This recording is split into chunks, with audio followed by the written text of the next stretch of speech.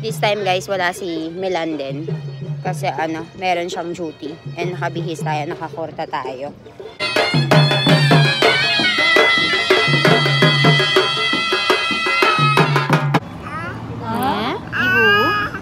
Iwan? Iwan? O Elaine?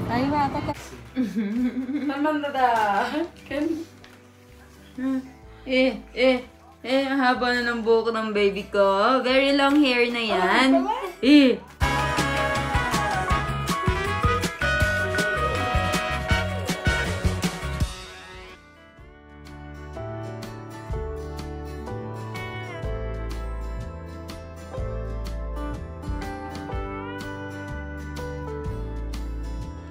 Guys, so atin tayo ng PT again together with Papa. Right over there, Papa. Kemcho. Boss, Jordar maja. So, ayan. Bihis na bihis. Right over here, Jano. Hi. Ayan, nakakurta si Jano. Ayan si Mommy.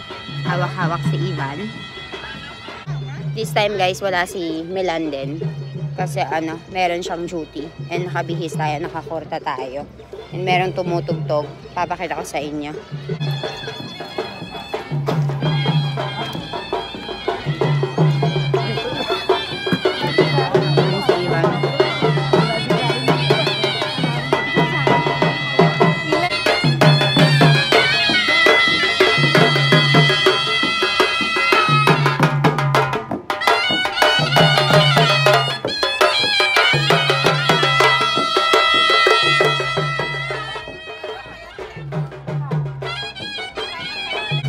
Bye, guys. Okay. Papunta tayo doon, guys. So, nagtitipon-tipon na yung mga tao. Ito yung tinatawag nilang PT celebration. And ito yung kainan later. So, na-set up na nila. Ito yung pagpasok natin.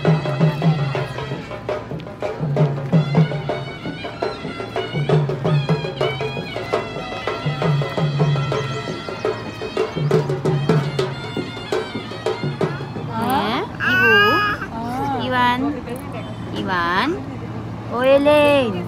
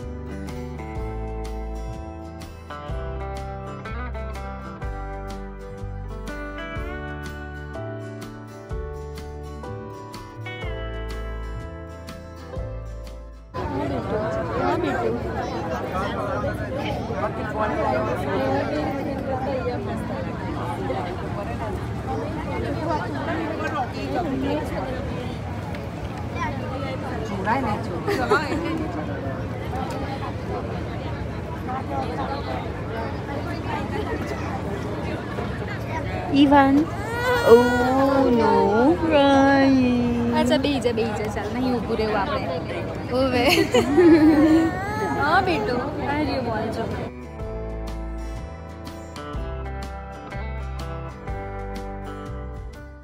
So, ayan guys, meron tayong nakita dito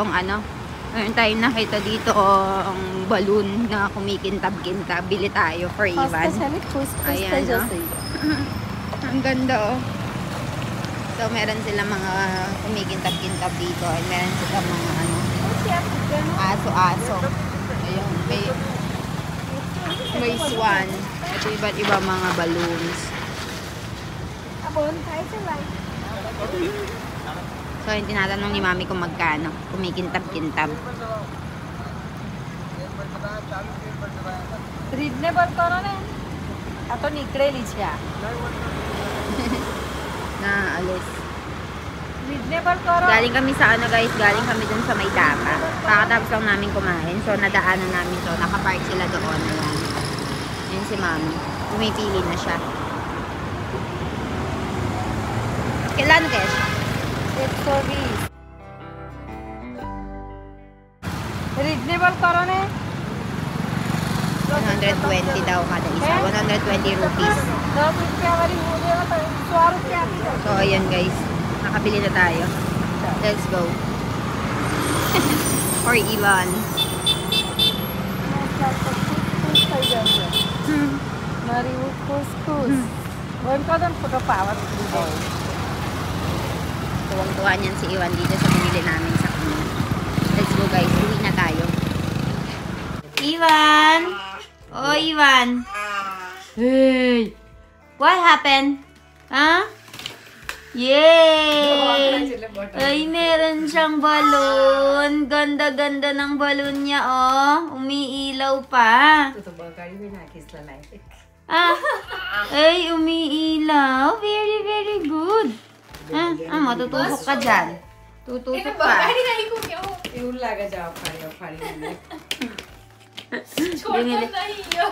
Binili namin siya ng lobo, guys. So, ayan. Binili natin ng lobo. And kanina kasi wala si Ivan. Nagpunta kasi siya dun ay Cudoros. Kanina kasi wala si Ivan, guys. Sinama siya ni Bipol Mahay. So, si Bipol Mahay yung kasama niya. Kanina binili natin itong balon niya. Lobo. Kay Chow sila. Where are you going? Masisira yan. Masira yan, Ivan. Ay, nakakapaglakad na siya. Nilalaro siya ng tita Jano niya. Nilalaro siya para maglakad-lakad. Oh. Binili ng lobo kanina.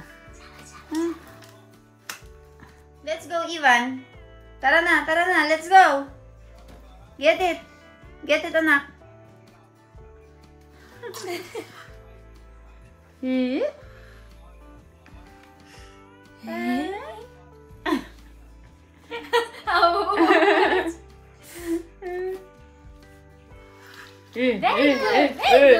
good. Turn ले आ बाजू, turn ले चल. Go and get it. Sige na, get it na. Get it, Ivan. Phone नहीं करवानो फुआ ना जे. की क्या?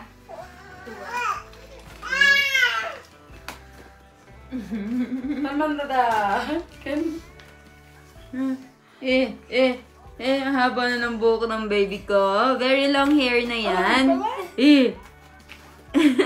Joy Horman dada. Batay. Ano man talagay siya? Naireto. Bajrang Bali. Kano जोर से नहीं मैं. Iwo! You like your balloon so much? Huh? छोड़ता नहीं जोन पर.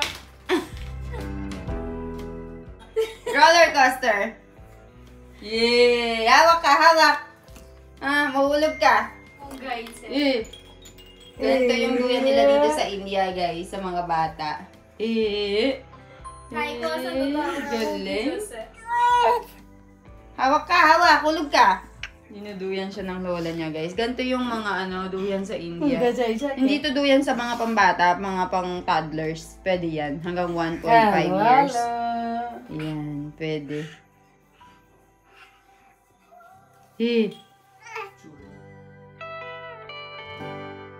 Guys, di ba kahapon, nag-upload tayo ng video regarding dun sa mass wedding. So, meron akong na-receive na napaka-interesting na questions. And gustong-gusto ko yan na nagtatanong kayo para naliliwanagan tayo. And may napupulot tayong aral sa mga vlogs, di ba?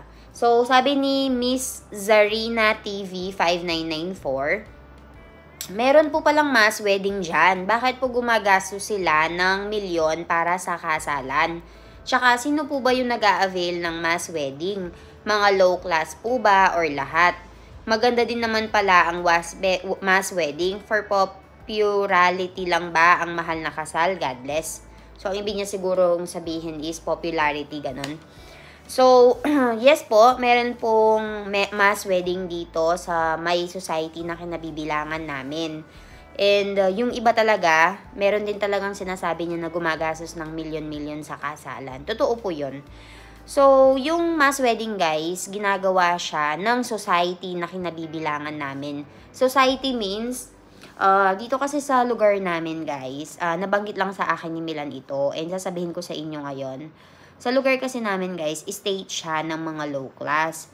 And dito sa district namin, meron lang na 28 villages kung saan mga higher caste sila. So, itong lugar namin is dominated talaga ng low class. So, we are the minority daw. So, meron silang society na binuo para magtipon-tipon lahat ng mga higher caste. And yung sa society na yon, kung meron kang anak na babae, dapat yung anak mong babae, dun sa may 28 na village lang ikakasal. Hindi siya pwedeng magpakasal sa ibang lalaki na hindi parte ng society. Pero, medyo complicated. Pero, saka na natin yun sa ibang topic na natin yun. So, ibig sabihin, kailangan niyang mag-ask ng permission kung gusto niyang magpakasal sa ibang society or ibang out of society, ganun. Pero wag na natin pag-usapan yun. Pag-usapan natin yung question ni ate. Yung pong mass wedding na sinasabi ko dito, guys, ay para lamang po sa mga parte ng society, parte ng 28 villages. So, isa na ditong yung village namin sa 28 na yon. So, bawat villages, meron silang representative. And yung society namin, meron siyang pinagkakakitaan. And yung mga people ng society, meron yatang binabayad na every month na parang donation or parang fund ng society. So, yung mga nagmamass wedding guys, hindi pwede yung lower class. Pwede lang na magpakasal dun sa may mass wedding na sinasabi ko is yung mga anak ng mga parte ng society. For example, si Milan, pwede kaming mag-mass wedding ni Milan kasi si father-in-law, part siya ng society. Ganun ba? Gets nyo ba ako? Hindi pwedeng magpakasal sa mass wedding si Nason Almasi kasi in the first place, hindi sila part ng society. So, yung mass wedding na yon is para lang doon sa 28 villages na parte ng society. Gets nyo ba ako? And yung iba talaga guys, gumagastos talaga ng milyon-milyon sa kasalan and ayaw nila ng mass wedding kasi syempre hindi nila maiimbitahan yung mga gusto nilang imbitahan, walang mga decoration na according sa gusto nila. And for popularity, hindi ko masasabing oo, hindi ko masasabing hindi. Base siguro sa option nila. Yung mga nagmamass wedding kasi guys, yun yung mga parang parte ng society pero kapos sa buhay. Kapos means hindi masyado maganda yung kabuhayan and kulang yung pampakasal nila. Ganun na lang. Pero meron din namang iba na mga matatalino, kahit mga may kaya sa buhay, kung gusto nilang sumama sa may mass wedding and gusto nilang i-sacrifice yung once in a lifetime opportunity ng pagpapakasal nila and gusto nila na mag-mass wedding, pwede rin naman. Wala namang restrictions kung sino yung gustong mag-mass wedding and wala naman ding requirements. Ang pinaka-requirements lang dapat is part ka ng society para makapag-mass wedding ka. So, ayun. Ganun talaga guys dito sa India. Meron ngang isang tao dito na part ng society namin. Gumastos nga siya ng 10 milyon para lang sa kasalan. And ito namang nag-mass wedding na ito, yung 10 kahapon, gumastos lang sila ng 8,000 rupees. Imagine ninyo. So, yung mga nagpapakasal na milyon-milyon yung mga budget nila, depende na sa kanila yun. Parang sa atin lang sa Pilipinas, guys. Merong mga nagsisivil wedding, merong mga nagpapakasal ng milyon-milyon, ganun lang din, base lang sa option nila. So, yun lang yung masasabi ko. And meron din tayong isang comment, guys, dito. Sinabi niya kung bakit daw ang kakapal ng mga ginto ng mga Indiano. So, tatalakayin natin yan, guys. Napansin ko rin talaga yan, guys, na makakapal talaga yung mga ginto ng mga Indiano. Lalong-lalo na yung mga sinusuot nila sa kasalan. So, tinanong ko si Milan tungkol doon. So, kung sa Pilipinas, guys, meron tayong sing-sing na nilalagay sa kamay natin. Dito sa India, meron silang necklace, parang ganito na tinatawag, or called Mangalsutra. So, itong tinatawag na Mangalsutra, ito daily wear ko lang ito. Pero kapag nagsusuot ako ng sari, meron din akong binili na makapal, na malaki, and pang sari talaga. And ang ano dyan, guys, alam nyo ba kung bakit makakapal? Kasi status symbol. Parang yun yung interpretation ko. Kasi kapag makapal yung sinusuot mo na ginto, ibig sabihin mapera ka. And also, kapag meron kang okasyon, dapat makapal yung mga ginto na susuotin mo. And kung meron kang maraming bangles, dapat isuot mo lahat yon. Dapat ikaw yung nag-ookasyon, ikaw yung pinakamaganda yung suot-suot, ikaw yung pinakamaraming ginto. And kung mag-a-attend ka naman ng kasalan or isang okasyon na bisita ka lang, inaangkop mo din yung mga ginto na isusuot mo. So, gets nyo ba ako, guys? Mahilig talaga yung mga Indiano sa mga makakapal na ginto kasi parang iyon yung nagiging status symbol nila para sa own interpretation ko, ha. Tapos, ang main investment talaga nila, guys, ay mga ginto. Kapag kunwari nag-ani na sila dito sa may bukiran or sa farming, hindi sila gagastos ng mga cellphone sa sasakyan. Unang investment nila, magwawalda sila ng pera sa pagbili ng ginto. And very good idea yun kasi, guys, yung ginto sobrang laki na ng value, sobrang laki ng tinaas. And kung meron kayo extra pera dyan, guys, wag kayo mag-hesitate na mag-invest sa ginto. So, ayun, I hope nasagot ko po yung question nyo. And kung meron pa kayong mga tanong sa atin, pag-usapan natin yun sa baba. And i-comment nyo lang para nasasagot natin. And maging meaningful naman yung vlog natin everyday. So, thank you all for watching, guys. I hope meron po kayong natutunan sa Indian culture na naman ngayon. So, I'll see you all tomorrow. Bye-bye.